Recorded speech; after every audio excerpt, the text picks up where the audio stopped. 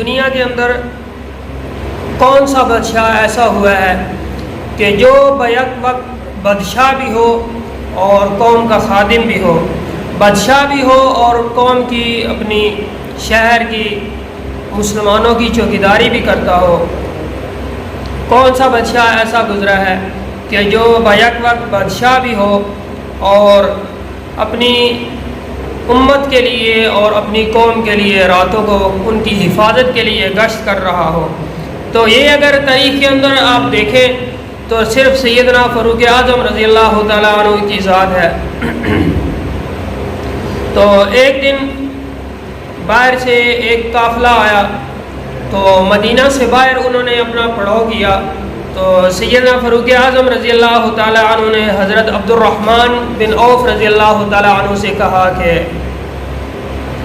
آج رات کو ہم دونوں مل کر اس قافلے کی حفاظت کریں گے اور اس کی نگرانی کریں گے۔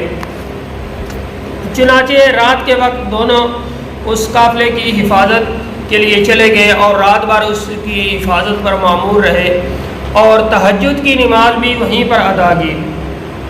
رات کے اندر بار بار ایک بچے کے رونے کی آواز آ رہی تھی، تو سیدنا فاروق اعظم رضی اللہ تعالیٰ عنہ اس عورت کو آواز دیتے کہ عورت تیرا بچہ رو رہا ہے، اسے چپ کرو۔ تو سحری کے وقت جب تہجد کا ٹائم ہوا تو اس وقت دوبارہ اس بچے کے پھر رونے کی آواز آئی، تو سیدنا فاروق اعظم رضی اللہ تعالیٰ عنہ نے فرمایا کہ تو کتنی بری ماں ہے کہ ساری رات ہو گئی تیرا بچہ رو رہا ہے اور اس کو تو چپ نہیں کرا سکی۔ تو وہ عورت بولی اور کہنے لگی کہ اے بندہ خدا، تو نے مجھے پریشان کر دیا ہے۔ بات یہ ہے کہ اصل کے اندر میں اس کا دودھ چھڑوانا چاہتی ہوں، مگر وہ ابھی چھوڑنا نہیں چاہتا، اس لیے وہ جو ہے بار بار روتا ہے اور اس کے لیے بے قرار رہتا ہے۔ تو آپ نے اس عورت سے پوچھا کہ یہ بچہ کتنے ماہ کا ہو گیا ہے کہ تو اس کا دودھ چھڑانا چاہتی ہے؟ تو وہ عورت کہنے لگی کہ یہ ابھی چند ہی مہینے کا ہے۔ تو آپ نے فرمایا کہ تو اتنا جلدی اس کا دودھ کیوں چھڑا رہی ہے، اس کی وجہ کیا ہے؟ تو وہ عورت کہنے لگی کہ اصل کے اندر میں اس کا دودھ جلدی اس لیے چھڑانا چاہ رہی ہوں کہ جب بچہ دودھ چھوڑ دیتا ہے تو خلیفہ وقت کی طرف سے اس کا جو ہے وظیفہ مقرر کیا جاتا ہے اور اس کو وظیفہ ملنا شروع ہو جاتا ہے۔ تو میں اس لیے جلدی کوشش کر رہی ہوں کہ یہ بچہ دودھ پینا چھوڑ دے اور اس کا وظیفہ جاری ہو جائے۔ تو اس وقت اس عورت کو اب پتہ نہیں ہے کہ میرے ساتھ کون کلام کر رہا ہے، وہ یعنی کہ سیدنا فاروق اعظم کو نہیں جانتی تھی۔ تو آپ نے اس وقت اسے صرف اتنا ہی بولا کہ ابھی تم اس کا دودھ چھڑانے کے اندر جلدی نہ کرو، اور آپ وہاں سے مسجد کے اندر آئے، اور مسجد کے اندر آنے کے بعد آپ نے فجر کی نماز ادا کی۔ نماز پڑھنے کے بعد آپ ممبر پر تشریف فرما ہوئے اور بہت ہی زیادہ روئے اور فرمایا کہ کیسی خرابی عمر کی ہوگی، معلوم نہیں کہ کتنے مسلمان بچوں کو کتنے ہی مسلمان بچوں کی اس نے جان لی۔ اپنے آپ کو ملامت کر رہے ہیں کہ میری وجہ سے کتنے بچے ہیں جو روئے ہیں۔ اور پھر آپ نے حکم دیا اور اعلان کرا دیا کہ آج کے بعد جو ہی بچہ پیدا ہوگا تو اس کا وظیفہ جاری کر دیا جائے گا۔ اور پھر یہی حکم آپ نے تمام صوبوں کے جتنے بھی حکام تھے ان کو لکھا کہ جو ہی بچہ پیدا ہو تو اس کا وظیفہ جاری کر دیا جائے۔ اور اسی طرح کا ایک اور واقعہ ہے کہ ملک شام سے سیدنا فاروق اعظم رضی اللہ تعالیٰ عنہ جب واپس ہوئے تو ایک روز آپ گشت کے لیے نکلے تو آپ کو ایک گڑیا ملی، اور اس سے آپ نے حالات پوچھنا شروع کیے کہ عمر جو تمہارا امیر المؤمنین ہے اس کے بارے میں تمہاری کیا رائے ہے کہ وہ کیسا آدمی ہے؟ تو اس بڑھیا نے اپنی گلے اور اپنی شکایتیں سنائیں کہ جب سے وہ خلیفہ بنے ہیں تو مجھے ایک پیسہ بھی نہیں ملا۔ تو آپ نے فرمایا کہ عمر کو تمہارا حال کیا معلوم کہ تم نے اس کو اطلاع کیوں نہ دی کہ وہ تمہاری مدد کرتے اور تمہارے پاس پیسے بھیجتے؟ تو وہ بڑھیا کہنے لگی کہ وہ امیر المؤمنین ہیں، ان کو مشرق سے لے کر مغرب تک ہر مقام کا حال پتہ ہونا چاہیے کہ کون کس حال کے اندر ہے۔ یہ سن کر آپ رونے لگے اور فرمایا کہ مجھے عمر کے اوپر رحم آتا ہے۔ اچھا تمہارے اوپر جو اس نے ظلم کیا ہے، یعنی کہ جو تمہیں پیسے اس نے نہیں دیے، تمہارا وظیفہ جاری نہیں ہوا ہے، تو اس کا کیا معاوضہ لوگی؟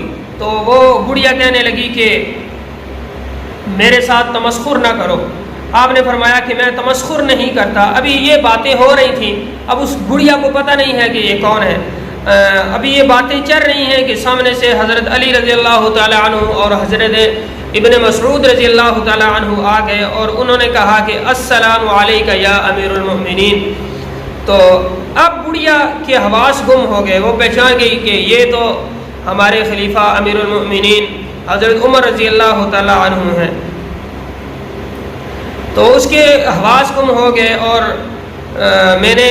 وہ سوچنے لگی کہ میں نے امیر المؤمنین کے منہ پر انہیں کیا کہہ دیا ہے۔ تو آپ نے فرمایا کہ کچھ حرج نہیں۔ پھر آپ نے ایک چمڑے کے ٹکڑے پر ایک تحریر لکھوائی کہ عمر نے اپنا ظلم اس بڑھیا سے 25 اشرفی کے عوض معاف کرا لیا ہے، اور اب قیامت کے دن اللہ کے سامنے یہ بڑھیا دعویٰ نہیں کر سکتی۔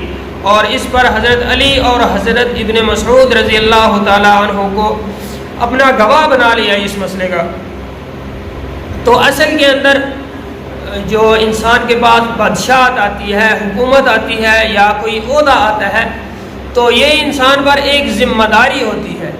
تو حالانکہ اور اس دور کے اندر ہمارے جو حکومتیں ہیں یا پوری دنیا کے اندر جتنی بھی حکومتیں ہیں، تو ان کا جو تصور ہے، ان کی جو سوچ ہے، وہ یہ ہے کہ جس کو حکومت مل گئی، جس کے پاس حکمرانی آ گئی، جس کے پاس عہدہ آ گیا، وہ اس کو ایک ذمہ داری نہیں سمجھتا، بلکہ اسے اپنی عیاشی کے لیے استعمال کرتا ہے، اور یہ اس عہدے کا اور حکومت کی طرف سے ان کو جو منصب ملا ہے اس کا ایک ناجائز فائدہ اٹھایا جاتا ہے۔ تو اس بارے میں اللہ رب العزت کے دربار کے اندر ایسے لوگوں سے بہت ہی سخت باز پرس ہوگی۔ اب سیدنا فاروق اعظم رضی اللہ تعالیٰ عنہ کے واقعے سے پتہ چلتا ہے کہ وہ کس قدر محتاط تھے، اور کس قدر ایک بڑھیا نے جب اعتراض کیا کہ انہوں نے مجھے وظیفہ جاری نہیں کیا، تو کس طرح انہوں نے اسی وقت موقع پر اس بڑھیا سے اپنا معافی نامہ گویا کہ لکھوا لیا، اس لیے کہ ان کے دل کے اندر اللہ رب العزت کا خوف تھا، اور ان کی سوچ اور نظریہ یہ تھا کہ ہمیں جو حکومت اور بادشاہت ملی ہے یہ عیاشیاں کرنے کے لیے نہیں ملی ہے، بلکہ یہ ہمارے اوپر بہت ہی بڑی ذمہ داری ہے۔ کاش کہ آج کے دور کے اندر بھی ہمارے حکام اور ہمارے جو بادشاہ ہیں، ہمارے حکومتیں اس بات کو سوچیں کہ یہ ہمارے اوپر جو ہے ایک ذمہ داری ہے۔ اگر یہ ایسا کرنا شروع کر دیں اور اس نظام پر چلنا شروع کر دیں تو دنیا کے اندر عدل و انصاف کا دورہ ہو جائے۔